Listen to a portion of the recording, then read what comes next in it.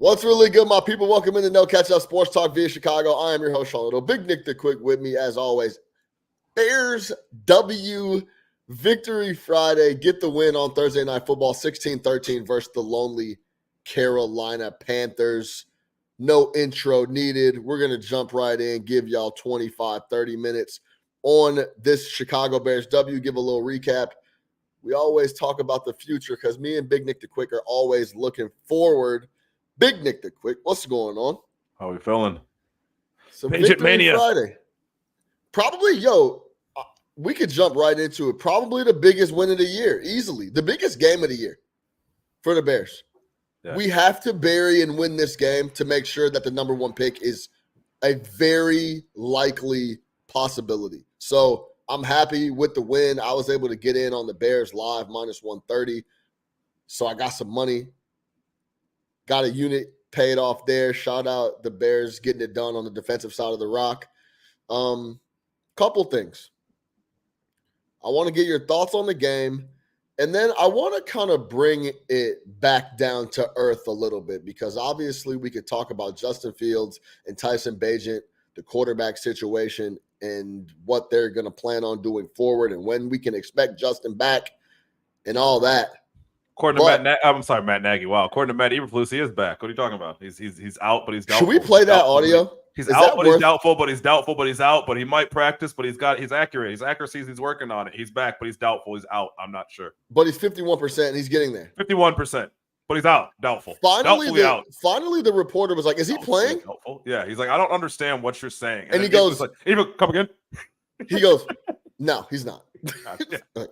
So then, what the fuck did you just say for the last 5 minutes? Yeah. That was the most incompetent interview. He's everything you do not want in a head coach for your. And NFL my point on team. that was also this isn't year one, right? Like I get, like if you've been a coordinator your whole life, getting up there explaining injury reports and all that, maybe the first couple of times you do it, like it might be a little bit different. But this is now year two. You've coached 27 games in the NFL. This isn't the first time you're reading a Justin Fields injury report, let alone any other player. It's pretty straightforward, but he could not give it. He actually doesn't know what's going on. That's what that told me. He doesn't know the difference between doubtful and out. He thinks it's the same thing. But you're 51. And then we start talking about accuracy. I'm like, what does accuracy have to do with anything right now? Yeah. Yeah, it's a very interesting situation. So he's just not playing. All right, cool. Thank you. All you got to do is come out and Belichick, Justin's out. Next question. Or he's working on getting back. Well, game time decision. I'll let you know. Yeah, just anything than that. Don't lie. He essentially just lied for 3 minutes and then finally came clean. And was he let his thoughts come out. That was him thinking in his head. He was wrestling with all the different. I don't know how to answer this question, so I'm going to tell you what's going on in my head because I can't think about this inside and then give you an answer. I'm not okay, but that's what I'm saying. We could talk about that. According to Kirk Herbstreit, he's a defensive genius. So, but for those who don't know, Kirk Herbstreit's positivity and optimism is really starting to piss Big Nick the Quick off. Tell me that wasn't crazy. The praise for Eberflus last night. At one point in time, he called the Bears defense tenacious. I don't know what games he's been watching. There's a lot of words I can use to describe the Bears defense. Tenacious for a team that doesn't get any sacks or forces any turnovers is not the word that I would think of. He was just kept talking about we can build on this. It's something to build on. And then at the end of the game, he goes, well, if you remember Dan Campbell, at one point they were 2-8. Matt Eberflus is not Dan Campbell.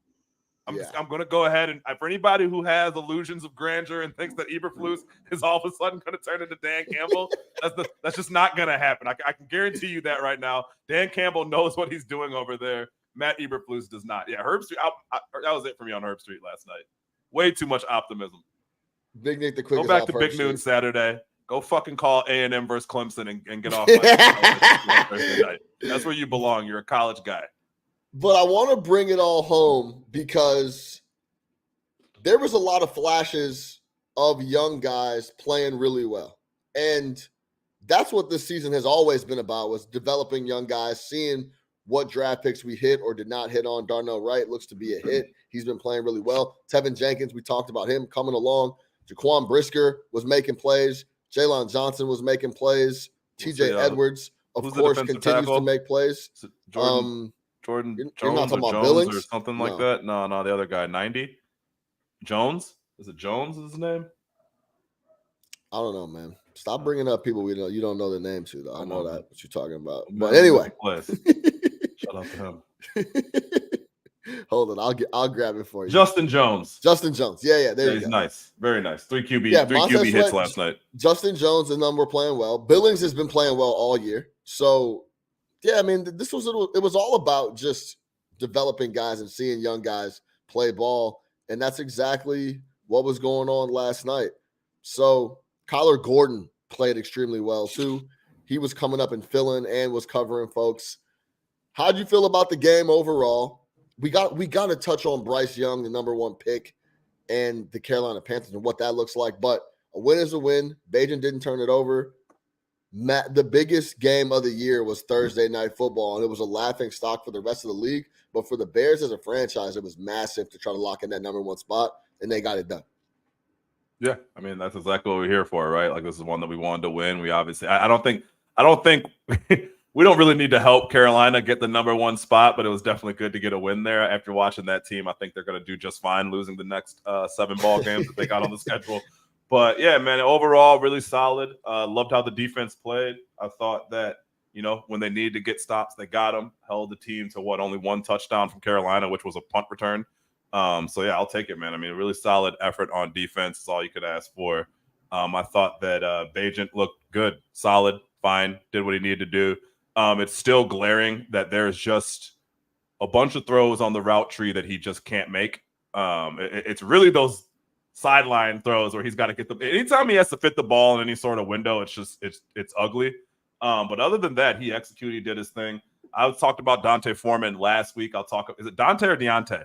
Whenever I hear a white announcer say Deontay, I'm assuming they're just saying it wrong and that it's just Dante, but I'm not sure. I think it's Deontay Foreman. I'm pretty sure. Is it Deontay? All right. Foreman, I was talking about him last week. Straightforward running back. You and I both, I think that you're with me on this. We like straightforward running backs, like all the dancing and running out of bounds and all that extra shit. We don't necessarily need that. Run between the tackles, fight for extra yards, and go back and do it again. It's not that difficult. So I really like his running style. Yeah, I like it, man. I think it was a solid win. Against any other team, though, I mean, we're getting smacked around, right? Let's not pretend that this wasn't the Carolina Panthers and that team doesn't have a lot of issues over there as far as talent's concerned. But yeah, it was solid, man. I'm happy we got a dub. Hey, Dante Foreman's another example of why you don't need to be paying running backs and wasting draft picks on running backs. David Montgomery, great back. I'm not paying folks. Nope. Juice Herbert, great back, young dude. He's hurt. Guess what? Dante Foreman steps in, and you can barely see the difference between both of the guys. Yeah. So it's just another example over and over, year in, year out of I want nothing to do with drafting guys that play the running back position. I want nothing to do with paying guys that play the quarterback or the running back position. Let's talk about Bryce Young, Big Nick, quick. Because I would say these teams offensively are pretty similar. Not a lot of weapons. Remove DJ Moore. I really pay attention to details, Nick. DJ Moore is fucking spectacular, especially when he gets the ball in his hands. Any type of sliver, any type of space, he's picking up 2, 3, 4 extra yards and making someone miss. There's not that many guys in the league that are guarantee you a missed tackle. If it's one-on-one, it's just not happening. And DJ Moore is one of those guys. If he catches the ball and it's one-on-one, you can forget about it. You're not tackling folks. And you're at the very least not tackling him clean. So week in, week out, I see that. You saw him on a little short, you call it a screen, gave a little hezzy, and the guy doesn't even touch him. It looks like he's catching the ball and getting ready to get tackled for 2, 3 yards. He gives the guy a little hezzy, and it's a 6, 7 yard gain. There's just not many guys like that in the league. Shout out DJ Moore. But what I was getting at is these offenses are similar talent-wise, scheme-wise, not a lot of motion, not very intricate whatsoever. Yeah. And Tyson Bagent and Bryce Young, who's the number 1 draft pick, played for Alabama, looked About the same. There wasn't anything that jumped off the screen where I'm like, that's the number 1 draft pick for Bryce Young. And let's be clear, I was very high on Bryce Young coming in. And I watched a ton of Bryce Young in college. And that it was rare to see how poised and how comfortable he would get in big spots. You saw a little flash of always making the right decision on that last drive, but the offense looks terrible. And what's the problem, man? The Bryce Young, Herb Street said the same thing. He was just so poised in big spots at Alabama. He was at fucking Alabama playing around some of the best players in the world and 20 other guys who are going to be playing on Sunday. So like, yeah, I think, but he was still making great decisions. Sure, he was still leading the offense and going. Yeah, that's downfield. Great. No, he was awesome in college. I'm just saying, like the poise when you have 5-star recruits blocking for you, 5-star recruits on the edges, and a defense full of world beaters. Like, yeah, it's easy to play poise because you're not worried about as much. When you get to the NFL and you're playing with the Carolina Panthers and the remnants of a Matt Rule regime, it's a little bit different. That's all I'm saying. The poise thing, like it was just a lot of. I never seen a guy as poised. What do you say? Like he's a cool customer. Just like, yeah, I get it. I understand. I'm talking about purely coming out of college. That's what I was referring to. It's fine. That was a big trick. That's the reason he went number 1. Yeah, for sure. It's hard. It's really difficult to be poised in that situation, man. Definitely. And Nick, that's the best fucking college conference in the world. He's playing pros. He's essentially playing all the people that are young in the league right now. Yeah, it is tough to be poised. It is tough to be poised. He's also playing with them. It is tough to be poised on the road at LSU at night. Yes, it is. Yeah. I don't know what are you even talking about? All right, yeah, we'll get it. Okay. So anyway, Bryce, I was very high on him coming in. The size was always a thing, of course, but I thought in the right situation, and who knows if this is the right situation or not, it doesn't seem like it is, that he would have some success. He looks it just looks, it's beyond vanilla. How are you feeling about Bryce Young right now? What you see out of that offense? Is it a coaching thing?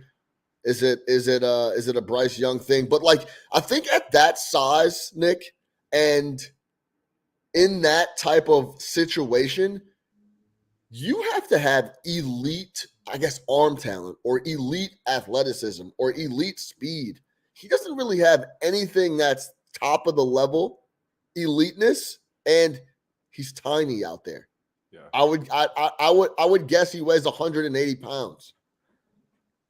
Yeah, listen, I think that there's a lot of talk around Bryce Young right now, which I don't fully understand. This is his 9th game in the NFL. And if you can tell me what the difference is between what Bryce Young is playing with this year and what Justin Fields was playing with last year, I'd like to know, right? There's not a lot of roster. There's not a lot of talent. First off, he's a rookie, right? Let's begin there. I get you see Stroud, you see some of these other guys, and it's like, oh, you can have success right away, but that's not the story for everybody. That's right? the problem. And I will say this: it's not like Stroud. It's not like Stroud's on a good team either. That Texans roster is absolutely trash as well. But he's just playing better right now, right? But that's not surprising. I think that if people are already ready to be out on Bryce Young and asking, is it a Bryce Young problem? They're not really. You're not giving them the credit, or I guess the time that he's going to need to develop and the time they're going to need to build this roster around him. Again, this is a roster that 2 straight years is probably going to be in that number 1 pick contention, right? You talked about who he has on the outside as far as the playmakers around him. Their top receiver is Adam Thielen, which was great 5 years ago, but it's 2023, right? They haven't put the talent around him. His offensive line is bad. He doesn't have a running game right now. They've traded away all of their good players over the last couple of years, and this is a full-on rebuild. Give the kid time, man. Give him time. The one thing that concerns me the most about Bryce Young that I saw early on in the game yesterday, his willingness to run at that size. That concerns me because if my quarterback is that small, I do not want him running, right? And he can move a little bit, but just at that size, like I would be very nervous about him taking an open field hit because he's going to get absolutely demolished. But other than that, I'm not worried about it, man. Everything around him is bad. Like we can't give Fields the excuse for last year and then not do the same for Bryce Young, right? He's not like Richardson's out for the year, but he's not like going to the Colts who had a somewhat better roster. He's not going to like some team that finished 7-9 last year, 7-10, and ended up drafting a quarterback. He's going to a team that last year won 2 or 3 games. This year is going to win 2 games, and hopefully they're able to build forward. Now, the thing that's going to hold them back is they traded so many picks to get him that you're not going to be able to bring in some of those first rounders that you want to. But as long as they handle their business in the offseason, you build some talent around them, I'll hold out my judgment for that. He's a rookie, he's a young player, and he's playing on a shitty team. There was a lot of talk going into the game and watched all the pregame about Bryce Young's struggles, and I didn't fully understand that because I don't feel like we're giving him the benefit of the doubt. So that's where I'm at with him. I wasn't impressed last night, and you're spot on with saying that he didn't outplay Tyson Bagent, whatever, I still can't say his name, which you would have expected him to. But I also looked at who he was playing with, and I'm like, Jonathan Mingo, Chuba Hubbard, Tommy Trimble. Like, these sounds like guys you work with, not NFL wide receivers. So let's slow down here a little bit. Sure.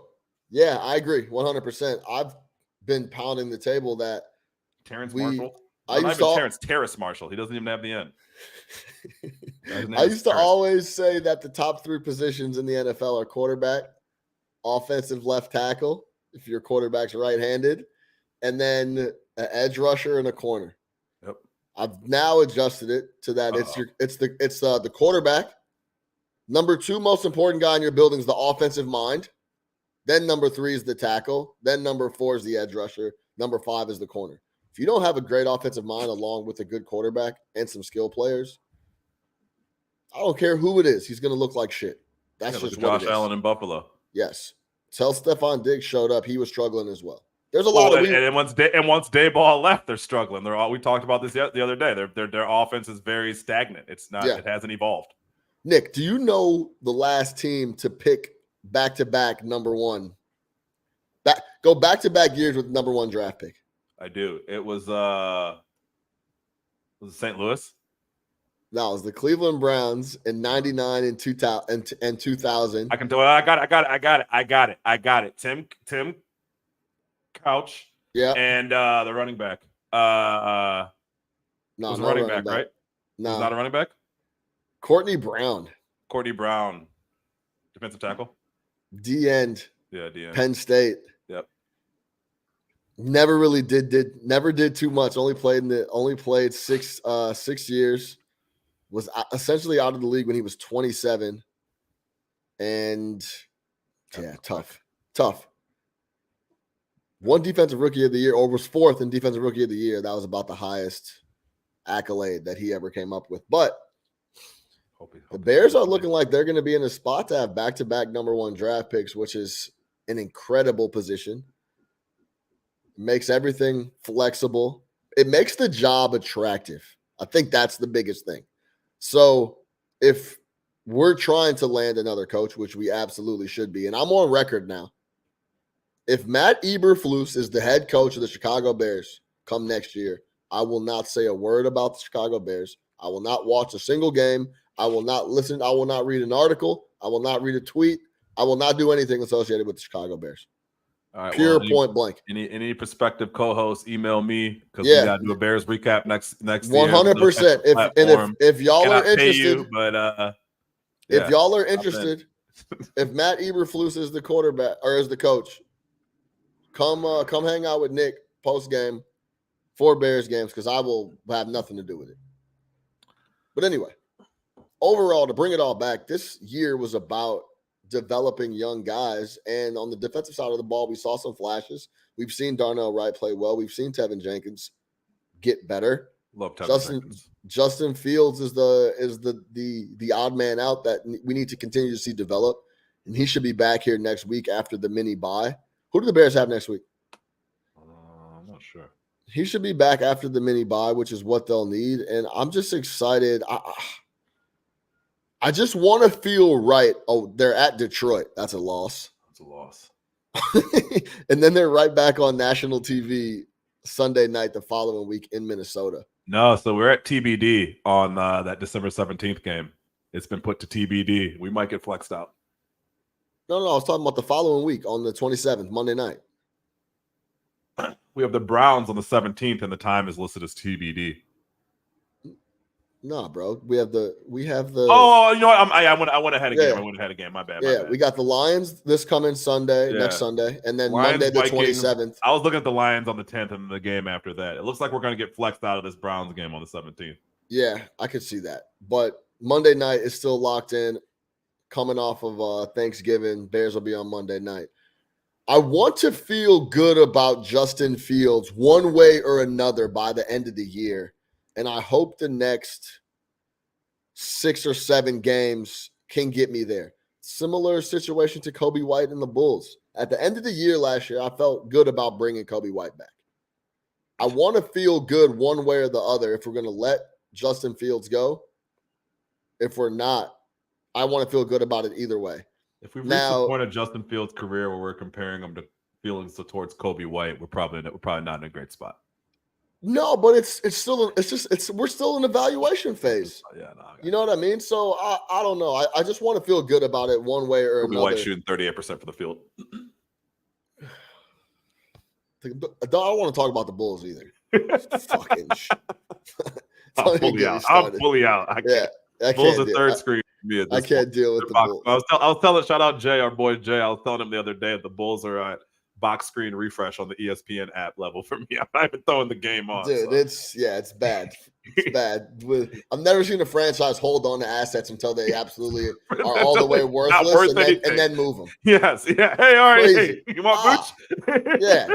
How you feel about Vooch? So yeah, it's crazy. That's actually the best. That's probably the best way to put it. Like I've never seen a franchise hold on to assets until they're not worth anything. And then they literally sell low. They sell low. Like their philosophy is sell low. Their philosophy is sell low. No vision in the franchise. Or just hold whatsoever. on till it's completely valueless. Yeah, just let it walk for nothing. Do you throw it away? No vision anywhere in the franchise. Insanity. So Bulls pod. Yeah, that's a whole nother half an hour. But that's what I want to feel about Justin Fields is that I feel one way or another, regardless of what happens and how it shakes. So by the time the end of the season comes, there's at least some clear direction on where we're going to go at the quarterback position because that's the most important position in the NFL. Anything else before we get out of here? No. Nothing. Bears have the Detroit Lions next week in Detroit. 3 of the next 4 are on the road for the Bears. At Detroit, at Minnesota. Then they come back and play the Detroit Lions at home. And then they have to go to Cleveland on December 17th. You heard Nick. He laid out that potentially getting flexed out. Stay tuned there.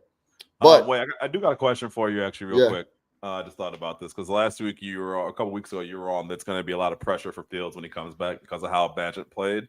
Does this game last night, do you think that increases that pressure because he did get a win and he didn't turn the ball over? Like if Fields comes out those 2 picks, or you think that the hook could come? Depends what direction's coming from upstairs, honestly. But I'm talking about getting land deals. I'm talking about the outside pressure. Yeah, that's what I mean. Yeah, like the outside pressure becomes inside pressure. We know that. Yeah. Unless you're a strong organization, the outside pressure becomes inside pressure. So they're one and the same. Yeah, I mean,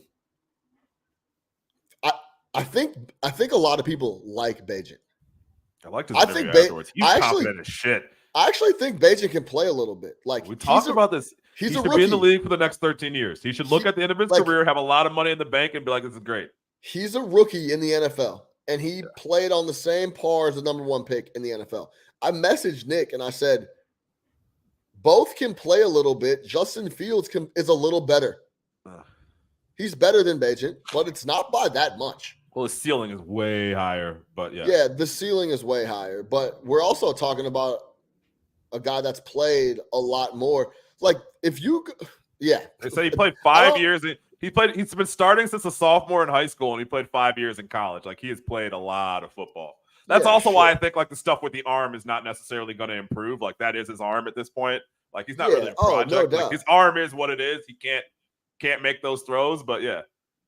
He sees it. I'll give him that. He sees it. It's almost like it kind of sucks because you'll watch him see it and he just can't get it there. Yeah. Like it won't. There were several times it just cannot get there. Like it's there. He turns. He's quick with it. Lets it go. Then it just comes out like.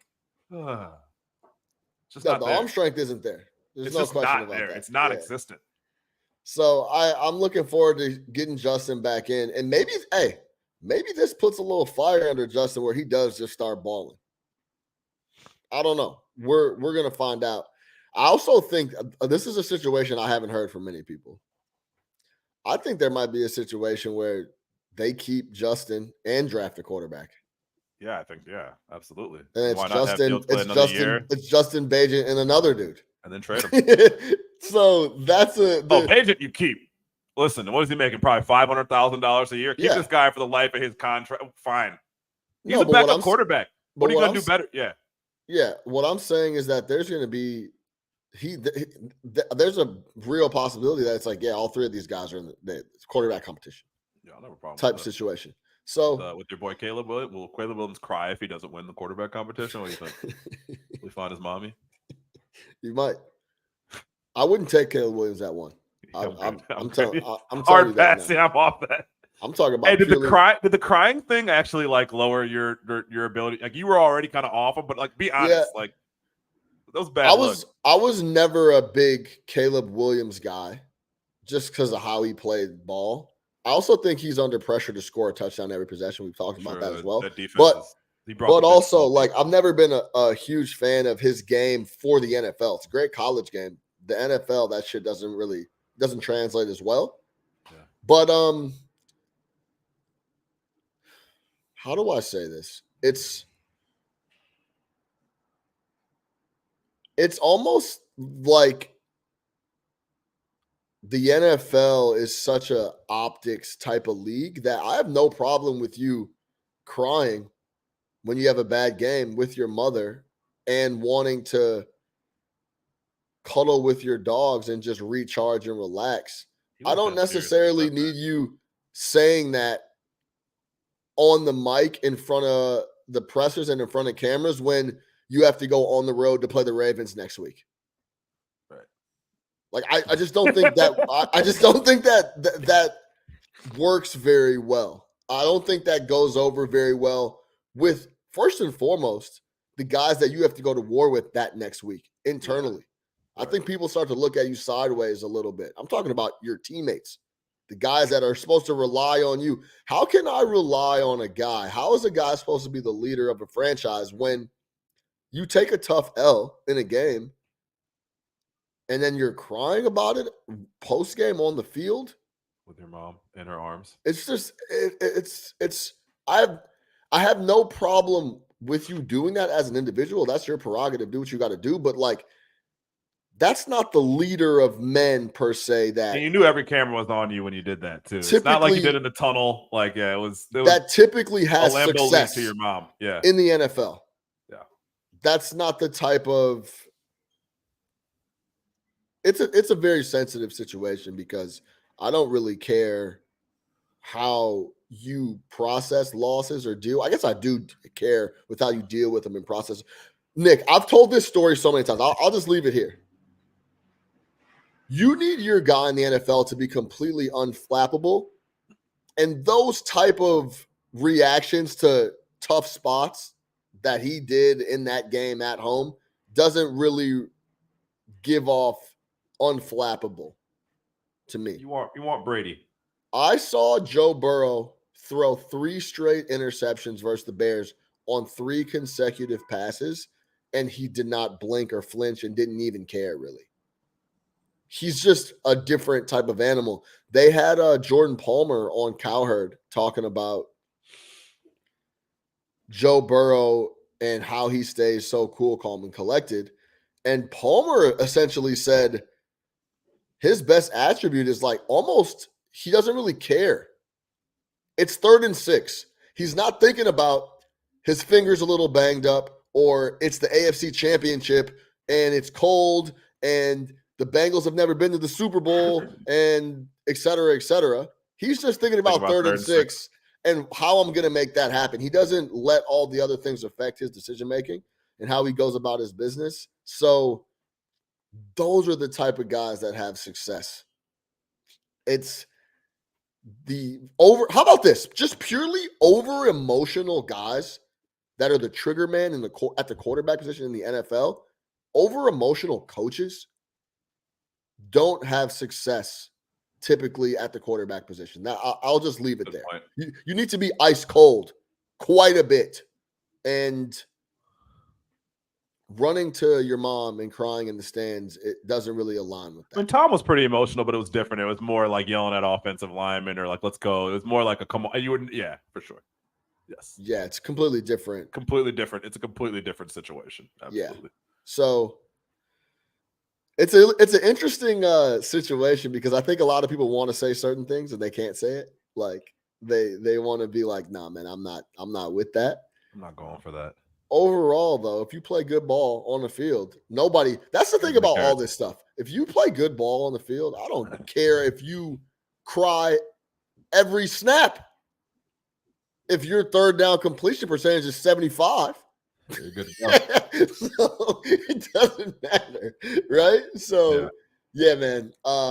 Overall, number one for me, Caleb Williams' style of play doesn't fit in the NFL for me, and I would not be looking to draft him number one. If I needed a quarterback, I would have to either look a different direction or try to trade out of the spot and figure something else out. Have you watched any Drake May football? I wouldn't take Caleb Williams as number one. I actually haven't watched too much Drake May. Have you? Was he? No, I'm not. What? Someone asked me if I was watching college basketball this week. I was like, I didn't even know it started. What? Where? Huh? The NFL, the NBA, like, yeah. Champions League. There's way too much going on. Premier League, Champions League. Yeah, my cup is full. Vegas Grand Prix. Yeah, we're good to go. Too much going on. Am I watching Big Noon Saturday? No. Bears next three of the four on the road, at Detroit, at Minnesota, at home against Detroit, and then back out to Cleveland. They've won 3 of their last 6. So stay tuned on the Chicago Bears. For Big Nick the Quick. I'm your host, Sean Little. No Catch Up Sports Talk via Chicago. We'll see y'all next time.